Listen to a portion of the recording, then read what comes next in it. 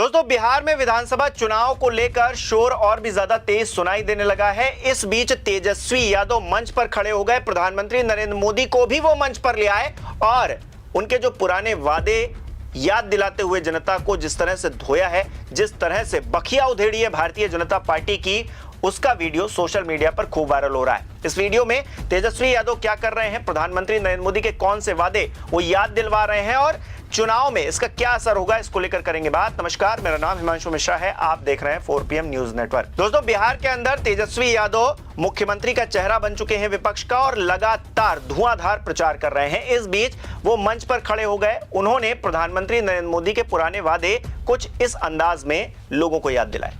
अगर इसी प्रकार से महंगाई बढ़ती गई तो गरीब क्या खाएगा, लेकिन प्रधानमंत्री महंगाई का मां बोलने के लिए तैयार नहीं है, महंगाई का मां बोलने के लिए तैयार नहीं। इनका अहंकार इतना है, महंगाई के लिए एक शब्द बोलने को तैयार नहीं है। मरो तो मरो, आपका नसीब।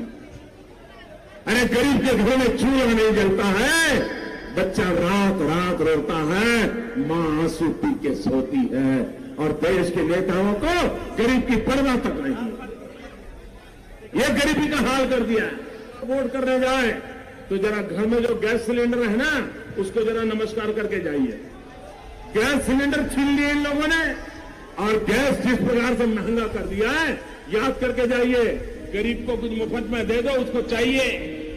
आज वादा करता हूं, दिल्ली सरकार 1.25 लाख करोड़ रुपए का पैकेज देगी।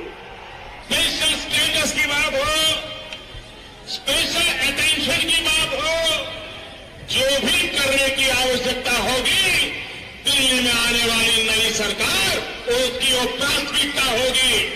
यहाँ पर एक शुगर की चीनी की मिल थी, ताले क्यों लग गए भाई? गन्ना करने की खेती करने वाले किसान का क्या हुआ? हिंदुस्तान के एक एक गरीब आदमी को मुफ्त में 15-20 लाख रुपए भी मिल जाए। एक एक पाई हिंदुस्तान की वापस लाई जाएगी। मैंने सिर्फ देश से 50 दिन मांगे हैं, 50 दिन। अगर 30 दिसंबर के बाद कोई मेरी कमी रह जाए, कोई मेरी गलती निकल जाए, कोई मेरा गलत इरादा निकल जाए, आप जिस चौराहे में मुझे खड़ा करेंगे, मैं खड़ा होकर के देश जो सजा करेगा वो सजा भुगतने के लिए तैयार है। झूठ बोलो, बार बार झूठ बोलो, जो भी बोल सकते हैं सब झूठ बोलो, जहां भी बोल सकते हैं झूठ बोलो, जितनी बार बोल सकते हैं झूठ बोलो, किसी भी विषय पर बोलो तो सिर्फ और सिर्फ झूठ बोलो। एक ही काम, झूठ बोलो, झूठ बोलो, झूठ बोलो, बार बार बोलो, बार बार बोलो, बार बार बोलो, हर जगह पे बोलो और जोर जोर से बोलो। अरे हम तो फकीर आदमी हैं, झोला लेके चल पड़ेंगे जी। आप मुझे बताइए, अगर इसी प्रकार से महंगाई बढ़ती गई तो गरीब क्या खाएगा? तो देखा आपने दोस्तों, किस तरह से प्रधानमंत्री नरेंद्र मोदी किन किन बातों का जिक्र किया करते थे।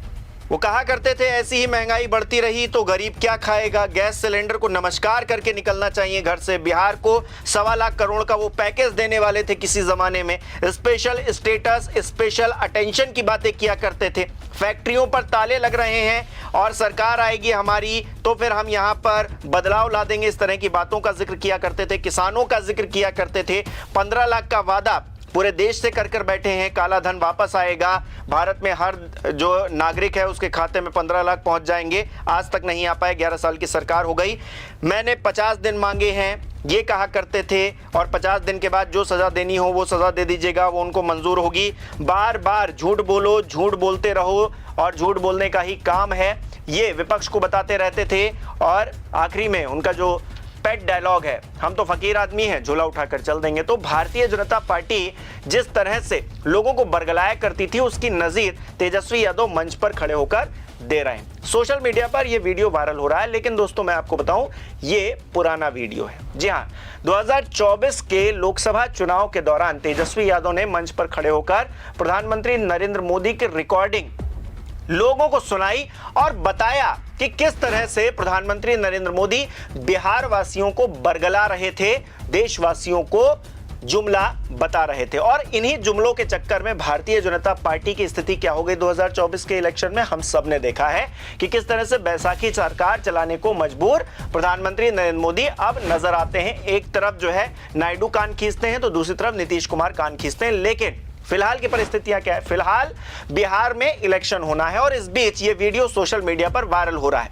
2024 का चुनाव हो या फिर बिहार का मौजूदा चुनाव हो, यहां पर भी ये बातें एकदम सटीक बैठती हैं कि प्रधानमंत्री नरेंद्र मोदी अभी भी वही कह रहे हैं। वो कह रहे हैं कि घुसपैठिए आ गए हैं और घुसपैठियों को बचाने का काम तेजस्वी यादव कर रहे हैं। तेजस्वी यादव विपक्ष में बैठे हैं, वो घुसपैठियों को कैसे बचाएंगे? आपकी सरकार 11 साल से केंद्र में है, इस देश के अंदर घुसपैठ हो रही है, आप उसे नहीं रोक पाए तो आप नाकाम कैसे नहीं है?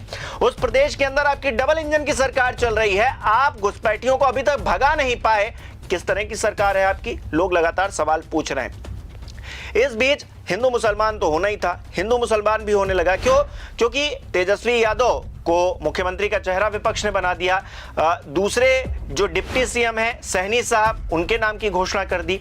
एक और डिप्टी सीएम होगा, इस बात का भी जिक्र कांग्रेस की तरफ से कर दिया गया था उस दिन जब साझा प्रेस कॉन्फ्रेंस की गई थी। तो फिर एक शिगुफा लेकर आया गया कि भाई ये लोग 18% जो मुस्लिम वोटर्स हैं उनका वोट तो ले लेते हैं, लेकिन उनके नाम को जो है आगे नहीं बढ़ाना चाहते हैं, डिप्टी सीएम की घोषणा वो नहीं कर रहे हैं। अब ये वही भारतीय जनता पार्टी है जो मुसलमानों को घुसपैठिया बताकर बाहर भेजने की प्लानिंग कर रही है।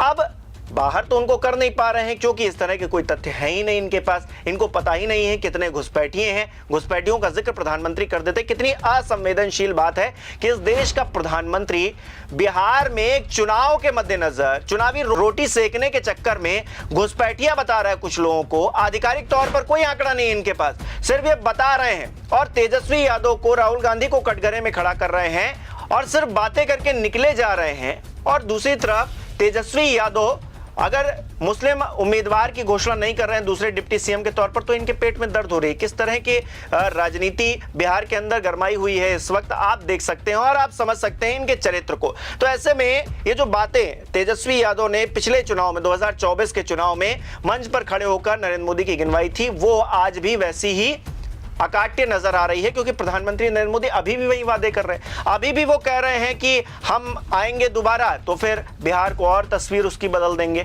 भाई पलायन आप नहीं रोक पाए, बेरोजगारी आप लट बजाते हैं युवाओं पर, जबकि उनको रोजगार की कितनी समस्या है बिहार के अंदर। तेजस्वी यादव अभी कह रहे थे कि बिहार जो है सबसे पिछड़ा राज्य है और आप मंच पर खड़े होकर कह रहे हैं कि रील बना रहे हैं जो युवा हैं उसमें भी एनडीए सरकार और भारतीय जनता पार्टी का बड़ा हाथ है।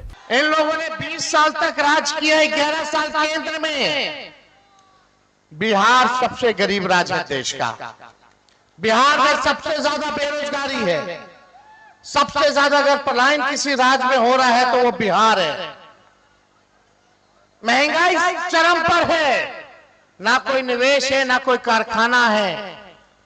यहाँ लीची इतना ज्यादा होता, बताओ लीची के लिए फूड प्रोसेसिंग यूनिट इन लोगों ने कितना खोला? कुछ किया लीची के लिए? किसानों के लिए कुछ किया? कुछ नहीं करेंगे ये लोग, कुछ नहीं करेंगे।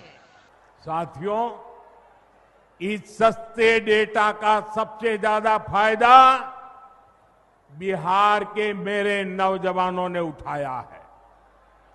ये जो रील्स पर रील्स बन रही है ना, सारी क्रिएटिविटी दिख रही है, उसमें भाजपा और एनडीए की नीतियों का बहुत बड़ा योगदान है।